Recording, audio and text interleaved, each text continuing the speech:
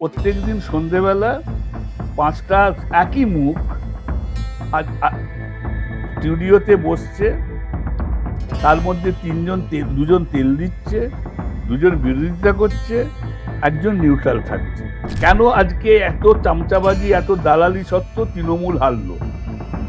কেন আজকে 240টা নামলো বিজেপি? এর এক অন্যতম কারণ হলো এই গদি মিডিয়ার মিথ্যাচার। বিজেপিকে খুশি করার জন্য তারা বললো 400 সিট পাবে, 450 পাবে, 500 পাবে, আগামী 50 বছর পর্যন্ত আপনিই থাকবেন। ফলে যেটা হলো যে আত্মতুষ্টি হলো, আর আত্মতুষ্টির একটা যে কোনো রাজনৈতিক দলের পতনের সবচেয়ে বড় কারণ।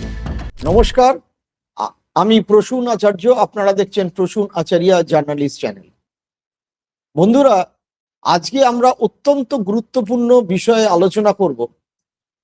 সেটা হচ্ছে মেন স্ট্রিম মিডিয়া, তার মধ্যে টিভি মিডিয়া, যা গত 20 বছর ধরে যারা রাজত্ব করেছে, যাদেরকে এখন অনেক ক্ষেত্রে মিডিয়া, দালাল মিডিয়াও বলা হচ্ছে। এই চেঞ্জের মুভমেন্ট, এই ককরোচ পটির আন্দোলন, এই ধর্মেন্দ্র প্রধানের ইস্তফাকে কেন্দ্র করে পরিষ্কার হয়ে গেল তাদের বিশ্বাসযোগ্যতা মানুষের কাছে একেবারে তলানিতে এসে ঠেকেছে। আমরা এটা বুঝতেই পারছিলাম যে কিছুদিন ধরে কিভাবে যেটাকে অল্টারনেটিভ মিডিয়া বলা হচ্ছিল তারা মানুষের কাছে বেশি বিশ্বাসযোগ্য হচ্ছিল, এবং টিভি চ্যানেল সরকারি পৃষ্ঠপোষকতায় বিজ্ঞাপন পেয়ে এবং মিথ্যে খবর দেখিয়ে সারাক্ষণ হিন্দু মুসলিম করে ন্যারেটিভ, বিশেষ করে এই শেষ 10-12 বছর মোদী ক্ষমতায় আসার পরে তাদের বিশ্বাসযোগ্যতা প্রায় তলানিতে এসে ঠেকেছে। এটা কেন হলো, সেই সঙ্গে আজকে আলোচনা করব। অত্যন্ত প্রাসঙ্গিক, পার্লামেন্ট চলছে। সেই পার্লামেন্টে আমরা দেখতে পাচ্ছি 20 জন তৃণমূলের এমপি, যারা এখনো পর্যন্ত এনসিপিআই দলে অফিসিয়ালি মার্চ করেন, ইলেকশন কমিশন তাদের কোনো স্বীকৃতি দেয়নি, তারা কিভাবে এনডিএর মধ্যে গিয়ে বসছে। আপনারা জানেন এই ব্যাপারে দীর্ঘদিনের 4.5 দশকের সাংবাদিক এবং আইনজীবী অরুণাংশু চক্রবর্তী এর আগে একটি আমাদের সাক্ষাৎকার দিয়েছিলেন যে এটা চ্যালেঞ্জ হয়ে যাবে, এটা বাতিল হবে, এবং অরুণাংশুদা খুব কাছ থেকে মিডিয়ার এই পরিবর্তনটা গত 4 দশকের বেশি লক্ষ্য করছেন। আমিও 38 বছর ধরে দেখছি, কিন্তু উনি অনেক অভিজ্ঞতার চোখে দেখেছেন। আজকে তাকে সঙ্গে পেয়ে গেছি। অরুণাংশুদা, আপনাকে স্বাগত জানাই আজকে। দর্শক বন্ধুদের শুধু দুটো কথা বলবো, যারা আমার চ্যানেলটিকে দেখছেন তারা অবশ্যই সাবস্ক্রাইব করবেন, ম্যান্ডেটারি, না হলে কিন্তু খুব মুশকিল। তার সাথে শেয়ার, লাইক, কমেন্ট করবেন, পারলে আপনারা মেম্বারশিপ নেবেন। অরুণাংশুদা, একদম স্ট্রেট আপনার কাছে চলে আসছি। আপনি তো এত বছর ধরে এত পলিটিশিয়ানকে কাছ থেকে দেখেছেন, আপনি দিল্লিতে কাজ করেছেন, কলকাতায় কাজ করেছেন, শেষ রাষ্ট্রপতি প্রণব মুখার্জির এত ঘনিষ্ঠ ছিলেন, তিনি আপনাকে তার বিশেষ বিমানে আন্দামানেও নিয়ে গেছিলেন। এদিকে আপনি আইনজীবী হিসেবে সৌরভ গাঙ্গুলিকে পরাজিত করে তার জমি সরকারি ফেরত করিয়েছেন। আপনি এক একটা দিগন্তকারী, নিজের চাকরির ক্ষেত্রে আপনি মামলা করে জয়ী হয়ে শেষ পর্যন্ত এই যে যারা সাংবাদিক, প্রিন্ট মিডিয়া, তাদের সারা দেশে যে হয়েছিল যে কাউকে ট্রান্সফার করা যাবে না সে যদি ওয়েজ বোর্ডের হয়, অফিস না থাকলে, যুগান্তকারী আইন, যেটার বিরুদ্ধে পরবর্তীকালে সমস্ত ভারতের হাজার হাজার সাংবাদিক বেনিফিট পেয়েছিল। আপনি দুটোকেই দেখছেন, আপনি রাজনৈতিক নেতাদেরও দেখছেন, আপনি মিডিয়াটাকেও দেখছেন। আপনার কাছে এই দুটো বিষয় নিয়েই আসবো। আপনি আজকের এই সংবাদ মাধ্যম, যার বিশ্বাসযোগ্যতা নিয়ে বারবার প্রশ্ন উঠছে, এবং এতটাই প্রশ্ন উঠছে মানুষ দেখা প্রায় বন্ধ করে দিচ্ছে। মেন স্ট্রিম মিডিয়ার খবরের কাগজ কিছু পড়লেও তার সার্কুলেশন কমে গেছে। আনন্দবাজারের সার্কুলেশন 10 লাখ উঠেছিল, এখন 3 লাখ, 3.5 লাখ, কত বিক্রি হয় বলতে পারবো না। বর্তমানও হিউজ কমেছে বাংলা ভার্নাকুলারের মধ্যে, ইংলিশ ডেলি তো আরো কমেছে। আর উল্টো দিকে টিভি চ্যানেল, সেটাও লোকে দেখছে না। তো এটা কেন হলো? একটা কারণ হচ্ছে, সেটা হচ্ছে এটা কিন্তু একদিনে হয়নি। তার কারণ হচ্ছে, যেদিন থেকে সংবাদপত্রের মালিকরা তারা ওই সোনার হাঁস খেতে গেল, মানে এখন সত্যি কথা বলতে গেলে সাংবাদিক আক্ষরিক অর্থে কেউ নেই। কারণ হচ্ছে যে কারোর ডেজিগনেশনে জার্নালিস্ট হিসেবে আপনি কোনো অ্যাপয়েন্টমেন্ট লেটার পাবেন না। কেউ লিডার রাইটার, কেউ রাইটার, হ্যাঁ, করেসপন্ডেন্ট শব্দটাও ব্যবহার হয় না। তার কারণ হচ্ছে working journalist and miscellaneous act 1956, এই আইনটা পার্লামেন্টারি ল। এই আইনটা সাংবাদিকদের স্বার্থ রক্ষার্থে করা হয়েছিল এবং এই আইনের বলে একজন সাংবাদিকের চাকরিটা অত্যন্ত স্থায়িত্ব, অনেক ভালো স্থায়িত্ব ছিল, লাইক সরকারি চাকরির মতো। সাংবাদিকদের চাকরি খাওয়া যেত না। ইন্ডাস্ট্রিয়াল ডিসপিউট অ্যাক্টে সাংবাদিকরা যদি বেআইনিভাবে টার্মিনেট হতো তাহলে আবার ফিরে আসতো। কিন্তু দেখা গেল 85 ওয়ানওয়ার্ডস আস্তে আস্তে আস্তে আস্তে আস্তে কন্ট্রাক্টে চলে গেল সাংবাদিকরা, যার ফলে যেটা হলো তারা এই যে তাদের যে চাকরির যে স্থায়িত্ব, স্থিরতা, এটা চলে গেল। এখন অ্যাট প্রেজেন্ট যেটা হয়েছে সেটা হচ্ছে 6 মাসের জন্য, 2 বছরের জন্য, 1 বছরের জন্য কাউকে সাংবাদিক হিসেবে নিয়োগ করা হচ্ছে না, তার অন্য ডেজিগনেশন দিয়ে নিয়োগ করা হচ্ছে। এটা একটা পার্ট। দ্বিতীয় পার্টটা, সাংবাদিকরা এই যে সংবাদপত্রের মালিকরা, ইলেকট্রনিক্সের মিডিয়ার মালিকরা, যে সরকারই থাকুক সেই সরকারকে তোষণে ব্যস্ত হয়ে পড়ে। ফলে তারা যেটা হয়েছে আর কি, এটা ক্ষতিটা কিন্তু সবচেয়ে বেশি হয় রাজনৈতিক দলগুলোতে। মনে থাকতে পারে যে 2024 ইলেকশনের আগে বিজেপিকে খুশি করবার জন্য তারা করলো কি, বিজেপিকে খুশি করার জন্য তারা বললো 400 সিট পাবে, 450 পাবে, 500 পাবে, আগামী 50 বছর পর্যন্ত আপনিই থাকবেন। ফলে যেটা হলো যে আত্মতুষ্টি হলো। আর আত্মতুষ্টি একটা যে কোনো রাজনৈতিক দলের পতনের সবচেয়ে বড় কারণ। এই 4 তারিখের আগে পশ্চিমবঙ্গে যতগুলো চ্যানেল, প্রত্যেকটা চ্যানেলই কিন্তু তৃণমূলপন্থী চ্যানেল ছিল। যে সাংবাদিক বলতো যে আগামী 50 বছর মমতা ব্যানার্জি থাকবে, সে সংবাদ এখন বলছে আগামী 50 বছর বিজেপি থাকবে। ফলে যেটা হচ্ছে, এরা লোকের কাছে এদের চোখের সামনে একটা ঘটনা যখন দেখছে আর কাগজে বা ইলেকট্রনিক মিডিয়ায় যখন সেটা দেখছে অন্যটা, তখন ক্রমশ আস্তে আস্তে মানুষের সেই চ্যানেল বলো, সেই সংবাদ কাগজ বলো, তার প্রতি শ্রদ্ধাটাও চলে যায়, বিশ্বাসটাও চলে যায়। এই আনন্দবাজার আজকে যে একসময় যুগান্তর ছিল একেবারে 1 নম্বর, আনন্দবাজার ছিল 2য় নম্বর। আনন্দবাজার যে 1 নম্বরে গেল তার প্রথম কারণ হচ্ছে সন্তোষ ঘোষের আমল থেকে তারা বিভিন্ন ক্লাব, বিভিন্ন পাড়া, বিভিন্ন সংগঠনের খবরগুলো দিত এবং পাড়ার লোক যখন দেখতো আচ্ছা আমাদের যে খবরটা হচ্ছে সেটা সত্যি কাগজে রিফ্লেক্টেড হচ্ছে, ক্রমশ ক্রমশ রিডারশিপটা বাড়তে আরম্ভ করলো। তারপর এমন একটা স্টেজ গেল, ওই রাজনৈতিক কিছু সাংবাদিক তারা ওই সংবাদপত্রের মালিকদের ব্যবসায়িক স্বার্থ দেখার জন্যে তারা সাংবাদিকদের রেখে দিল। এমনকি রেশন দোকানের মালিকও একটা সময় যুগান্তর পত্রিকার সাংবাদিক ছিল। একটা লোক প্রায় রিটায়ার করেছে 15 বছর আগে, কিন্তু তার সঙ্গে মমতা ব্যানার্জির সখ্যতা আছে বলে আপনি এই বিতর্কিত বিষয়গুলো বলবেন আর আমাকে মাঝে মাঝে আটকাতে হবে। সেটা হচ্ছে টিভি মিডিয়াকে দেখলেই, কলকাতাতেও দেখলাম, এতেও দেখলাম গদি গদি গদি যা অবস্থা দাঁড়িয়েছে, দুর্ভাগ্যজনক। গদি মিডিয়া এই শব্দটা রাবিশ কুমার আবিষ্কার করেছে, রাবিশ কুমার। এবং এরা মনে হয় মানে সার্কাসের ক্লাউন হবারও যোগ্য নয়। একজন সাংবাদিক কদিন আগে, দিলীপ ঘোষ স্পষ্ট কথা বলে, এ বিষয়ে কোনো সন্দেহ নেই, তার মতের সঙ্গে আপনি একমত হতে পারেন, নাও হতে পারেন, কিন্তু তিনি যে কথাটা বলেন পরিষ্কার করেই বলেন সেটা আপনার অপছন্দ হতে পারে। হ্যাঁ, অনেক সময় বিতর্ক তৈরি হয়। হ্যাঁ একজন সাংবাদিক তাকে বলছে, আচ্ছা আপনি আহ, এই যে ভারতবর্ষকে দুটুকরো করবার জন্য এই যে চক্রান্ত, এই তথ্যটা ওই সাংবাদিক কোত্থেকে পেল? যদি ওই তথ্য তার কাছে থাকে তাহলে সেটা তো একটা দেশদ্রোহী অপরাধ হয়।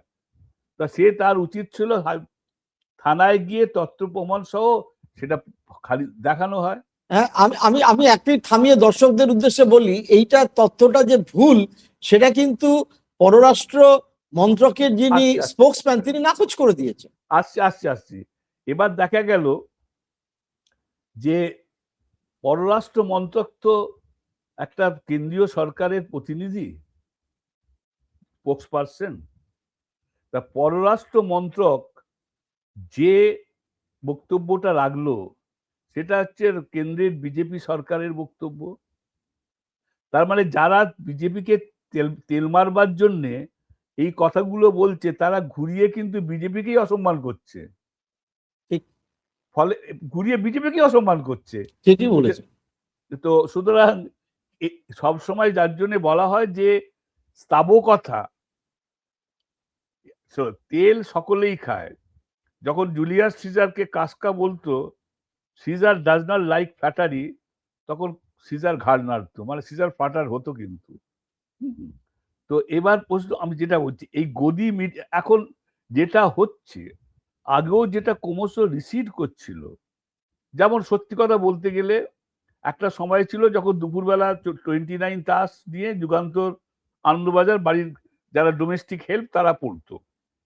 আর একটা সময় একটি কাগজ চলে এই প্রাইমারি স্কুলের টিচার, হ্যাঁ, মানে যাদের ইন্টেলেকচুয়াল ক্যাপাবিলিটিটা ওই লেভেলে আর কি, তারা খুব মন দিয়ে পড়তো।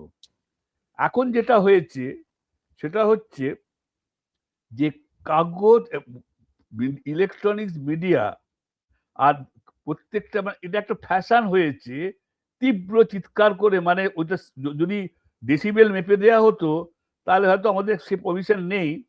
তাহলে যত কে জোরে চিৎকার ওই এই যে ব্র্যান্ডটা তৈরি করেছিল অর্ণব গোস্বামী আর কি রাদার, সেই ব্র্যান্ডটা এখন সকলে ফলো করছে, কিন্তু ওটা বড় একঘেয়ে হয়ে গেছে।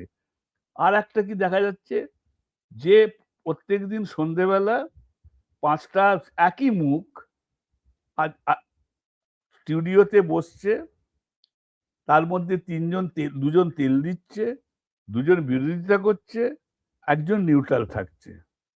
এখন ব্যাপারটা হচ্ছে যে যদি ইয়ে দেখা রিডার, শোনো, জাপানের একটা কাগজ যেটা, বা লন্ডন টাইমস, এগুলো হচ্ছে যে সংখ্যক পাঠক পড়ে তার 1/4 তো ভারতবর্ষের সবগুলো কাগজ মিলিয়ে পড়ে না। এবার তার কারণ হচ্ছে দুপুর এরা যাদেরকে ভাবছে যে এরা কেন আজকে এত চামচাবাজি, এত দালালি সত্ত্বেও তৃণমূল হারলো, কেন আজকে 240টা নামলো বিজেপি, এর এক অন্যতম কারণ হলো এই গদি মিডিয়ার মিথ্যাচার। কারণ লোকে কে শুনবে? বাড়ির মেয়েরা তারা সিরিয়াল দেখে, ইয়াং ছেলে মেয়ে তারা পড়ছে, খেলাধুলোটা কতক্ষণ হলো দেখে। আর কারা দেখে? একটা মাইক্রোস্কোপিক মাইনরিটি, মেজরিটি তারা টিভিতে বসে দেখে, এবং তাদের শিক্ষা দীক্ষা, বিচার, এটা সবটাই হচ্ছে ওই ধরনের কুপমুন্ডুকতা। চোখের সামনে যে জিনিসটা তারা দেখছে, আর এই করে করে কেন আজকে এই স্টেজে আমার পাড়ায় ফর এক্সাম্পল একটা গোলমাল হচ্ছে, পাড়ার লোক যে দলেরই সমর্থক হোক, তারা চোখের সামনে দেখছে যে এই ঘটনাটা কি ঘটেছে, কিন্তু সন্ধ্যেবেলা টিভিতে দেখা গেল ঘটনাটা অন্য রকমের কালচার। ফলে যেটা হয়েছে এটা খুব ডেঞ্জারাস আর ছাঁটাই। আজকে ভারতবর্ষের সংবাদপত্রের স্ট্যাটাসটা হচ্ছে 157 নিচে, মানে 157 নিচে, মানে বুঝতে পারছেন কোথায়? মানে ভারতবর্ষের সংবাদপত্রের কে নিয়ে সংবাদ হয়, ভারতবর্ষের সংবাদপত্রকে নিয়ে সংবাদ হয় অন্য চ্যানেলে। আল জাজিরাতে একটা আল জাজিরাতে একটা টপিকস হয়ে গেল যে ভারতবর্ষের অ্যাঙ্কারগুলোকে নিয়ে, মানে এই জাস্ট এই এই- আমি আমি একটা কথা জিজ্ঞেস করি, এই অ্যাঙ্কার গুলো এরকম অশিক্ষিতর মতো চেঁচায়, তারপর ধরুন একটা বাংলা আর নামের একটা টিভি, তার অ্যাঙ্কার সে সারাক্ষণ হিন্দু মুসলিম যেতে ছেড়ে যাচ্ছে, এটা আবার একটা অ্যাঙ্কার আর একটা চ্যানেলে ওটাই রেখে আবার সেই কতগুলো সাধু কতগুলো মৌলবাদী, এটা হোয়াট কাইন্ড অফ দিক? আপনি যে এই যে অধোগতি, এটা কি আদৌ মানুষ পছন্দ করে, না ওরা নিজেদের মতো করে? আপনার কি মনে হয়? একটা হচ্ছে যে যাদের মৌলবাদী চিন্তা, সে হিন্দু হতে পারে, সে মুসলিম হতে পারে, সে খ্রিস্টান হতে পারে। রেজারেকশনে জিসাস খ্রাইস্ট জল দিয়েছিল বলে তাকে পুড়িয়ে মারা নির্দেশ হয়েছিল। সুতরাং এই মৌলবাদীর সংখ্যা খুব কম, খুবই কম, হিন্দুদের মধ্যেও কম এবং মুসলিমদের মধ্যেও কম, ভেরি স্মল সেকশন যারা মৌলবাদী। আর আমি যদি জেনারেলাইজ করতে যাই, তাহলে আমি একটা বিশেষ সংখ্যাগরিষ্ঠ লোককে আমি একটা দিকে ঠেলে দিচ্ছি, যেটা কিন্তু এদের কারণটা হচ্ছে এদের লেখাপড়া শিক্ষা দীক্ষা অত্যন্ত কম, নিম্ন মানের। মানে আপনি এটা এদের, বলছেন যে এই অ্যাঙ্কার হ্যাঁ, গুলো নিম্ন এরা মানের। একটা লোক এই ধরনের প্রশ্ন যে করতে পারে, সেই লোকটা শিক্ষা দীক্ষা র্যাশনালিটি, আমরা তো র্যাশনাল লোক। হ্যাঁ, এটা ঘটনা। যখন বেঙ্গল রেনেসা হলো, তখন খিদিরপুরে 5 টাকা দিয়ে এজ অফ রিজিন স্মাগল হয়ে এসেছিল। তার কারণ ব্রিটিশরা চায়নি আমেরিকার ওয়ার অফ ইন্ডিপেন্ডেন্সের পর এদেশে শিক্ষা প্রচার করতে। এখন এদের কথাবার্তা আচার আচরণ এবং থ্রো দেখেই বোঝা যায় যে লোকগুলো, এর চেয়ে হয়তো যারা ডোমেস্টিক হেলথ তাদেরও চিন্তাধারা অনেক স্বচ্ছ, অনেক মানে আপনি ন্যাশনাল। আপনি বলছেন বাড়িতে যারা কাজ করে, মানে আমরা হ্যাঁ, যাদেরকে মানে খুব খারাপ অর্থে ঝি বলে থাকি, মানে ডোমেস্টিক হেল্প এটা বলা উচিত নয় হয়তো, তাদের বুদ্ধি চেতনা ভাষা এদের থেকে বেটার এই যারা টিভিতে বসে চিৎকার করে সন্ধ্যেবেলা, এবং যে প্যানেলিস্টদের বসায়, প্যানেলিস্ট গুলো মানে একবার রকেট সায়েন্স বলছে তো সেই একই লোক নরেন্দ্র মোদী বলছে, সেই একই লোক আবহাওয়া নিয়ে বলছে, এটা শোনে কারা? নাকি আর একটা প্রশ্ন, এটা কি মোবাইলটায় যেভাবে লোকে দেখছে এটা একটু যদি কম্পেয়ার করে। একটা কথা হচ্ছে যে এদের চেয়ে এরা শিক্ষিত এই কারণে বলছি, কারণ আজকে এদের এদের যে পদলেহন তৃণমূল কংগ্রেসের নেতাদের প্রতি, তা সত্ত্বেও এই বেশিরভাগ সাধারণ খেটে খাওয়া মানুষ, যারা কারো বাড়িতে কাজ করে, যারা বাসের ড্রাইভার, যারা কন্ডাক্টর, যারা শ্রমিক, তারা কিন্তু ভোট দিয়েছে এদের প্রপাগান্ডায়। এরা কেউ ইনফ্লুয়েন্স হয়নি। তা থেকেই বোঝা যায় যে এদের শিক্ষা দীক্ষা এদের চেয়ে বেশি। এরা জানে যে এই যে কথাগুলো লোকগুলো বলছে, এইগুলোকে তাদের রাজনৈতিক নেতা বা এদেরকে খুশি করার জন্য। সুতরাং এগুলো বিশ্বাসযোগ্য নয়। যদি তাই হতো, তারা যদি বিশ্বাসই করত, তারা যদি এদের কথায় বিশ্বাস করতো, তাহলে ইলেকশন রেজাল্টটা অন্যরকম হতো গোটা ভারতবর্ষে। এখান থেকে একটা প্রশ্ন উঠল সুধা, আমি ধরুন যে আম খাচ্ছি, তো আমের ওপর বিশ্বাস নিয়ে আম খেলে পেট খারাপ হবে। আমি ওষুধ খাচ্ছি, জানি ওটা ভেজাল ওষুধ। আমি একটা খাদ্য কিনে আনছি, জানি ওটা বিষ। তো তার মানে মানুষের যদি বিশ্বাস চলে যায়, তো সেই প্রোডাক্টটা তো আর নেবে না। আমি সাবান মাখলাম গা পরিষ্কার করতে, সাবান মেখে দেখলাম সারা গায়ে স্কিন ডিজিজ হয়ে গেল। তা এই বিশ্বাসের ওপরই তো ব্যবসা চলে, সংবাদ মাধ্যম একটা ব্যবসা। এই বিশ্বাসটাই যদি চলে যায়, তাহলে তো এই টিভি চ্যানেলের ব্যবসাটাই উঠে যাবে। আরে সোশ্যাল মিডিয়া যদি একটা সার্ভে করা হয়, তাহলে দেখতে যারা 10টার মধ্যে ঘুমিয়ে পড়তো, তারা এখন রাত্রি 11টা-12টা পর্যন্ত জেগে মোবাইল খুলে বসে থাকে, টিভি খুলে বসে থাকে না। 1, 2 হচ্ছে এই যে যন্তর মন্তর, যে গদি মিডিয়ার প্রতি মানুষের যে মানুষ বলবো না, ইয়াং ছেলে মেয়েদের, এরা কেউ জেএনইউর ছাত্র, এরা কেউ আইআইটির ছাত্র, এরা কেউ এরা যে ধরনের এদেরকে আওয়াজ দিয়েছে এবং যেভাবে হেকেল করেছে, এটা কি এদের কোন সাংবাদিকের প্রাপ্য ছিল? এটা ঘটনা তো এরা কলকাতাতেও হয়েছে, কলকাতাতেও হয়েছে, সব জায়গায়, বিহারেও হয়েছে। হ্যাঁ, এরা পেটের দায়ে গেছে, কিন্তু ফেস করতে হচ্ছে এদেরকে। অ্যাঙ্কার গুলো যায়নি কিন্তু, যারা অ্যাঙ্কার দু একটা গেছিল দৌড়ে পালিয়ে গেছে। এখানে একজন ওই সেই মানে যাত্রা পার্টির যে চ্যানেলটা আছে গোটা ভারতবর্ষে, হ্যাঁ, তার একজন রিপোর্টার বলছে, আর কিরে পায়ে হেঁটে ঘুরছিস কেমন লাগছে? এটা কি জব হবে সাংবাদিক? সেই লোকটি যদি আইন ভেঙে থেকে থাকে, সেই লোকটি কোনো অন্যায় করে থাকে, সরকার তার বিরুদ্ধে ব্যবস্থা নিচ্ছে। তো সুতরাং তুমি সাংবাদিক হিসেবে তোমার এই যে প্রতিহিংসা সুলভ মন্তব্য, এটা থেকেই বোঝা যায় যে এটা অশিক্ষিত। নাহলে ওরকম একটা লোক এই প্রশ্ন করতে পারে? এইরকম আমার একটা মনে আছে, একবার একটি বাংলা কাগজের সাংবাদিক, তিনি মারা গেছেন, নাম করছি না আমি, জ্যোতিবাবুর ইন্টারভিউ নিচ্ছেন। তার শুরুটা হচ্ছে, জ্যোতিবাবু আপনি এই যে এত ভালো ভালো কাজ করছেন এবং আরো ভালো ভালো কাজ করে চলেছেন বলে প্রশ্ন। মানে এটা হচ্ছে সাংবাদিকতা। আর এরা হচ্ছে কি, হয় যে দলকে সাপোর্ট করবে সেই নেতা কত ভালো, সেই মমতা ভালো। এখন তো বিজেপির সব ভালো, ডিম মারাও ভালো। এই এই যে একেবারে চলে আসি, জুন মালিয়া শ্রমিক ভট্টাচার্যের সাথে হাতে হাত মিলিয়ে পার্লামেন্টে দাঁড়িয়ে থাকছে। এই শ্রমিক ভট্টাচার্য বলেছিল আরো কাছে আসবে, প্রেম করো ইত্যাদি, সেটা ভালো। যা করছে সব ভালো, এমনকি গুন্ডা দমন আইনে তাদের বিনা বিচারে 1 বছর আটক, সেটাও ভালো। এটা তো এখন বর্তমানে টিভি চ্যানেলের অবস্থা। এটা যদি সাধারণ মানুষ রিজেক্ট করতে থাকে তাহলে তোদের ব্যবসা উঠে যাবে।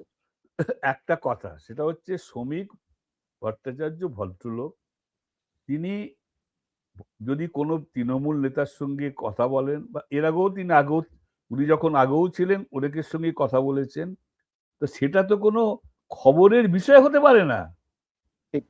আমার কথা হচ্ছে, সেই ভদ্রলোক যদি কারো হাত হাত কথা বলে বা সে তো শ্রমিককে দেখেছি কল্যাণের সঙ্গে কথা বলছে, শ্রমিককে হ্যাঁ, দেখেছি হ্যাঁ, হ্যাঁ, হ্যাঁ, মৌমার সাথেও কথা, মৌমার সাথেও।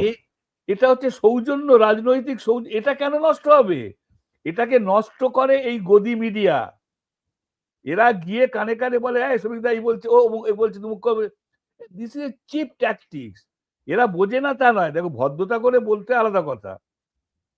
তো এবার প্রশ্ন হচ্ছে, দোষটা তো এদের নয়। যদি আমি এবার এটা কখন হয়? মানুষের দুর্বলতা।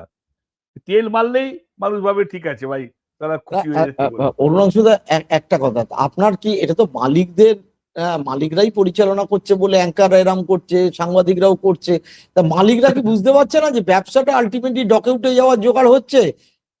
শোনেন, মালিকদের কাগজটা হচ্ছে পয়সা কামানোর বিষয় না, মিডিয়াটা বলা ইনফ্লুয়েন্সটাকে ভালো, মানে আমি টিভি টিভি টিভি আমি বলছি, আজকে টাইমস অফ ইন্ডিয়া বা টাইমস নাও বা এরা হচ্ছে, এদের অন্য 100টা ব্যবসা আছে।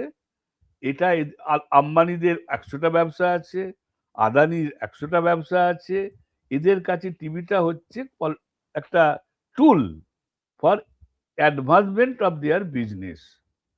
কিন্তু যদি করাপশনের কথা বলা হয়, তাহলে তো মানে এটা নিয়ে তো একটা মানে 2 লক্ষ পাতার হয়ে যাবে, বই লেখা হয়ে যাবে। এরা কিভাবে জমি পায়, এরা কিভাবে বিজ্ঞাপন পায়, এরা কিভাবে ম্যানুপুলেট করে, কিভাবে দুপক্ষকেই রাখে। সুতরাং এটা তো গদি, এই এই বোধটা গদি মিডিয়ার যারা সাংবাদিক তাদের নেই। অ্যাকচুয়ালি গদি মিডিয়া কথাটা কেন বলা হয়েছে, কথাবার্তা, ওটা ইন্টারভিউ হয়। আপনি যখন কোনো সে যে দলেরই হোক, আপনি যদি সিপিএম এর আমলে সিপিএম এর দালালি করেছেন, কংগ্রেসের আমলে কংগ্রেসের দালালি করেছেন, তৃণমূলের আমলে, মানে আজ পর্যন্ত প্রেস ক্লাবে গত 15 বছরে কোনো জার্নালিস্ট বিদ্রোহের কোনো প্রতিবাদ হয়েছে? আচ্ছা, ঠিক আছে, আমি আমি একেবারে অন্য আমার এই বিষয়ে শেষ প্রশ্ন। তাহলে এই যে বিশ্বাসযোগ্যতাটা নষ্ট হয়ে গেল, তার মানে আলটিমেটলি টিভি মিডিয়ার একটা আগামী দিনকে দুর্দিন বলে আপনার মনে হয়, তাই তো? যদি বিশ্বাসযোগ্যতাই নষ্ট হয়। এখন 99.9% টিভি কেউ দেখছে না। এখন মানুষ যেটা দেখছে সেটা হচ্ছে সোশ্যাল মিডিয়া। তার কারণ মানুষের এই বিশ্বাসটা নষ্ট হয়ে গেছে যে এই যে যারা মেন স্ট্রিম মিডিয়ার তারা দালাল, এটা এস্টাবলিশড, এটা গোটা ভারতবর্ষে এস্টাবলিশড হচ্ছিল, লোকের নজর কাড়েনি, বুঝতে খুব একটা পারেনি, কিন্তু সুইচ ওভার করেছে ফ্রম মেন স্ট্রিম মিডিয়া তো সোশ্যাল মিডিয়া।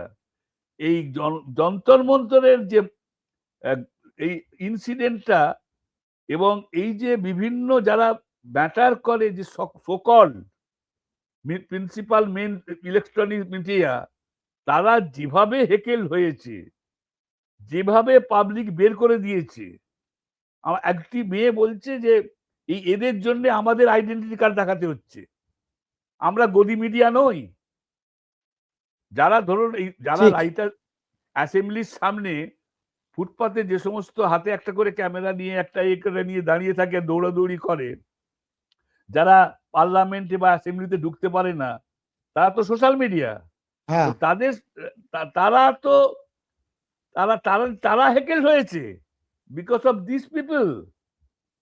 এবং মানে ভাবা যায় না যে এই এরা, এবং অখিলেশ যাদব, আমার একজন সাংবাদিক হিসেবে খুব খারাপ লাগলো কথাটা শুনতে। জিজ্ঞেস করছে আপনি কোন মিডিয়া? না আমি জি টিভি। ও তো বিজেপি কা দালাল, ও আপনার মালিক তো। এটা শুনতে একজন সাংবাদিক হিসেবে আমার খারাপ লাগছে। তার কারণ হচ্ছে যে আমি যদি ওই জায়গায় থাকতাম, হ্যাঁ, আমার মনে আছে জ্যোতিবাবু একবার আমাদের আজকালে যখন ছিলাম, একজন সাংবাদিককে বলছিল কোন কাগজ? বলে আজকাল। ও মাছের বাড়ির মেলেক। আচ্ছা আচ্ছা, ঠিক আছে, আর বিতর্ক এবার একেবারে অন্য প্রসঙ্গ। এই যে আলটিমেটলি আপনি বলেছিলেন যে দল বিরোধী কানুন যেভাবে অ্যাপ্লিকেবল হবে 10 শিডিউল, তাতে এরা এনসিপিআই যারা তারা মানে গেছে কোন পার্টি সাধারণ, আপনি যেভাবে বলেছিলেন, তো আলটিমেটলি তারা তো এনডিএর বৈঠকে চলে গেল, তারা সব বলছে উন্নয়নের জন্য।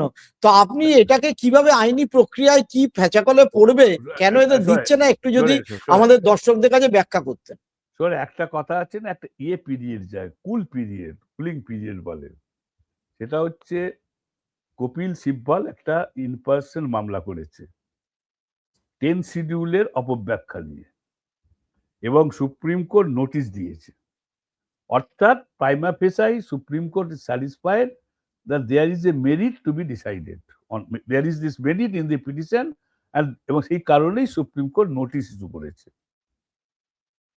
এবং এতেই এই মামলায় যদি কপিল সিব্বলকে পিটিশনটা অ্যাডমিটেড হয়, অ্যাকসেপ্টেড হয়, তাহলে এদের মেম্বারশিপ চলে যাবে। তার ওই কারণে ওরা তো অন্য পার্টিতে জয়েন করেছে, মানে দে হ্যাভ গিভিন আপ দেয়ার ইয়ে। সুতরাং ওই গ্রাউন্ডে বেরোনা মুশকিল। আর দ্বিতীয়ত এনডিএ মিটিং এ ডেকেছে, এদেরকে ইনভাইট করেছে কোনো এক অকেশনে, এবং এরা 3 বার, আজকে তো 26 হাফ হয়ে গেল, 27, 28, এদের 3 বছর। আমার যদি ভোটে এরা দাঁড়ায়, এরা যদি বিজেপির টিকিটেও দাঁড়ায়, এদের জামানত জব্দ হবে। আমি আজকে আপনাকে লিখে দিচ্ছি, এই 20 জন 100টার বেশি ভোট পাবে বলে আমার মনে হয় না। এবং এরা যদি বিজেপির টিকিটেও দাঁড়ায় পশ্চিমবঙ্গে, তাহলে কারণ এদের যে কুকীর্তি, অপকীর্তি, এদের যে অশিক্ষিত মন্তব্য, এই রচনা ফচনায় না, হ্যাঁ, এদেরকে যে কেন টিকিট দিয়েছিল মমতা, সেটাই তো সবচেয়ে বিস্ময়কর। এবং ওটা একটা ধাঁধা যে কেন এদেরকে টিকিট দিয়েছিল। ওই মিতালি বাগ ড্রামা করলো, হ্যাঁ, তারপরে ওই এত কথা বললো অভিষেক, তারপর সে সুসুর করে চলে গেল। আর একজন তো ধুঁয়ো দেখে করেছিল। এইসব তো এরা কারো এদের শিক্ষা দীক্ষা না। আমি একেবারে আইনগত একটা জিনিস আছে, এনসিপিআই পার্টির পক্ষ থেকে কিন্তু এখন এদের নেওয়ার ব্যাপার ক্লিয়ার করেনি। যে পার্টিটা এনসিপিআই আছে তারা তাদের যে সম্পাদক, তার আমি ব্যাখ্যা শুনছি যে আমি নেওয়ার ব্যাপারে ক্লিয়ার করিনি। এরা নিজেরা ক্লেম করছে এনসিপিআই, আবার শোনা যাচ্ছে এরা সরাসরি বিজেপিতে যাবে। তাই এরা কি আইনগত ফেঁচাকলে আটকে পড়বে? আপনার কি মনে হচ্ছে? মানে ইলেকশন এখন যা সিচুয়েশন, এখন সুপ্রিম কোর্টও কিন্তু সব বিজেপির পক্ষে রায় দিতে পারছে না। মানে দেশের পরিস্থিতি দেখে বিজেপি ইলেকশন কমিশনও পারবেন? আপনার কি মনে হচ্ছে? বিজেপি, আমার যেটা ধারণা, বিজেপি এদেরকে নেবে বলে আমার মনে হয় না। এখন আমি যদি কাউকে অযাচিতভাবে সাপোর্ট করি, আমি মানে মানে আমি অযাচিতভাবে, হ্যাঁ, আমি সাপোর্ট করছি একজনকে, তা আমাকে সাপোর্ট করলে যারা বড় বিজেপি দল তারা সাপোর্টটা নেবে। তারপর সাপোর্টটা নিচ্ছে, শোনেন, দুটো জিনিস, একটা হচ্ছে বৈঠকখানায় বসা, আর একটা হচ্ছে অন্দরমহলে নিয়ে যাওয়া। এরা বিজেপির অন্দরমহলে ঢুকতে পারবে না, এরা বৈঠকখানায় বসে থাকবে। আমরা কিন্তু আলাদা অস্তিত্ব আলাদা থাকবে এদের। সাংসদ পদ খারিজ হবেও কি না হবে না, আপনার কি মনে হয়? এদের সংসদ পদ খারিজ হওয়ার সম্ভাবনা অত্যধিক বেশি। এদের সংসদ পদ খারিজ হওয়ার সম্ভাবনা অত্যাধিক বেশি। কেন? তার কারণ হচ্ছে 10 শিডিউলে বলা আছে, পরিষ্কার পরিষ্কার বলা আছে যে দল এটা, যেমন এই যে এই যে যেগুলো এখন 55 না 60 জন গেছে, বলা আছে কনস্টিটিউশনের ওপরে কেউ নয়, সংবিধানের ওপরে কেউ নয়, এবং সে কেউই নয়। No one, even supreme court said এই একই মামলাতে, স্পিকারের মামলায় মণিপুরের, যে even the supreme court is not above the constitution. সুপ্রিমা লেক যাকে বলে, মানে supreme court, constitution is the god, আর এরা হচ্ছে তার আর কি গুরু, যেটা বলে। সুতরাং এ কেউ কিছু করতে, এখন দেখো ভাই, একটা কথা, সেটা হচ্ছে যে গত, তুমি যদি হিসেব করে দেখো, 77 সাল থেকে শুরু করে 84 ইন্দিরা গান্ধী অ্যাসাসিনেশন, তারপরে গভর্নমেন্ট, তারপরে অটল বিহারী বাজপেয়ী, তারপরে কংগ্রেস, তারপর আবার মোদি, এইখানে এই যে প্রবাহমান জিনিসটা, সেটা হচ্ছে সংবাদপত্রের কোনো ভূমিকা নেই কোনো রাজনৈতিক দলকে জেতানোর। জিরো ভূমিকা, জিরো জিরো জিরো জিরো ভূমিকা। তাই যদি হতে পারে, হ্যাঁ না, সেই ক্ষেত্রে তো এই এই সাংসদরা আপনি যেটা বলছেন, এদেরও অ্যাজ সাচ কোনো জায়গা থাকবে না। মিডিয়াও এদেরকে হাওয়া দিচ্ছে, কাকলি থেকে শুরু করে শতাব্দী থেকে তাদের ইন্টারভিউ অমুক তমুক, তার মানে কোনো গুরুত্বই নেই, সেটা হাওয়া দিয়েও কোনো গুরুত্ব নেই। এরা অলরেডি দেয়ার ইন দ্য আস্তাকুর, এরা আস্তাকুরে অলরেডি চলে গেছে। সুতরাং এদের ইন্টারভিউ আর এদের কিছু কাজ নেই তো কিছু করা, মানুষ কাজ না থাকলে অনেক কিছুই করে, জুয়ো খেলে, হ্যাঁ, লোকের সঙ্গে অহেতুক ঝগড়া করে, হ্যাঁ, তো তার কাছে যাওয়ার চেষ্টা করে। তো এতে লাভটা কি হচ্ছে? আজকে যদি এদের কেউ একজন, শোনে, আমি মোরালিটির কথা বাদ দিচ্ছি, এদের কি কারো গার্ডস আছে যে রিজাইন করে ভোটে দাঁড়ানো? নেই। কেন নেই? কারণ নেই, কারণ জানে, এরা জানে, এরা ভাবছে যে আমাদেরকে বিজেপি আবার আমাদের রাজনৈতিক জীবনটা, যেটা এখন কোমায়, এই 20 জনের রাজনৈতিক জীবনটা এখন কোমাতে আছে। এরা ভাবছে যে বিজেপি যদি এদেরকে মরপিন দিয়ে বাঁচিয়ে দেয়, কিন্তু বিজেপি এদেরকে নেবে, কারণ বেঈমানকে কেউ বিশ্বাস করে না। বিজেপি তো এত বোকা নয়। যারা, যে সমস্ত অযোগ্য লোকগুলোকে মমতা বন্দ্যোপাধ্যায় এমপি বসিয়েছে, পশ্চিমবঙ্গে কি শিক্ষিত ছেলে মেয়ের অভাব ছিল, বা শিক্ষিত তৃণমূল কর্মীর অভাব ছিল? অরুণাংশু, দীর্ঘক্ষণ আলোচনা হলো, আপনি খুব পরিষ্কার দুটো কথা বললেন। আশা করি আমার দর্শকরাও বুঝতে পারলো যে 1 নম্বর, এই গদি মিডিয়ার উপর মানুষের বিশ্বাস চলে গেছে একেবারেই। আর 2 নম্বর হচ্ছে এই যে 20 জন দল বদলু, তাদের ক্ষেত্রেও কিন্তু মানুষের কোনো বিশ্বাস থাকছে না, অর্থাৎ জনপ্রতিনিধিরাও বিশ্বাসহীনতায় ভুগছে, এবং সংবাদ মাধ্যম, ইলেকট্রনিক্স মিডিয়া অর্থাৎ টিভি মিডিয়াও কিন্তু বড় পরিমাণে বিশ্বাসহীনতায় ভুগছে। অনেক ধন্যবাদ অরুণাংশুদা আপনাকে আজকে মূল্যবান সময় দেওয়ার জন্য। আর দর্শক বন্ধুরা যারা দেখছিলেন তাদেরকেও অনেক ধন্যবাদ। আপনারা পরিষ্কার বুঝতে পারলেন যে অরুণাংশুদার বক্তব্য দুটোরই বিশ্বাসযোগ্যতা চলে গেছে, ইলেকট্রনিক্স চ্যানেলেরও বিশ্বাসযোগ্যতা গেছে, আর এই জনপ্রতিনিধিদেরও বিশ্বাসযোগ্যতা গেছে। আমাদের এই চ্যানেলটির এই এপিসোড যদি আপনাদের ভালো লাগে অবশ্যই লাইক, শেয়ার, কমেন্ট করবেন, যাতে আগামী দিনকে আমি আরো এই ধরনের প্রোগ্রাম আপনাদের করতে পারি। চ্যানেলটি সাবস্ক্রাইব করার এবং প্রয়োজনে মেম্বারশিপ নেওয়ার অনুরোধ রইল। সকলে ভালো থাকুন, সুস্থ থাকুন, নমস্কার।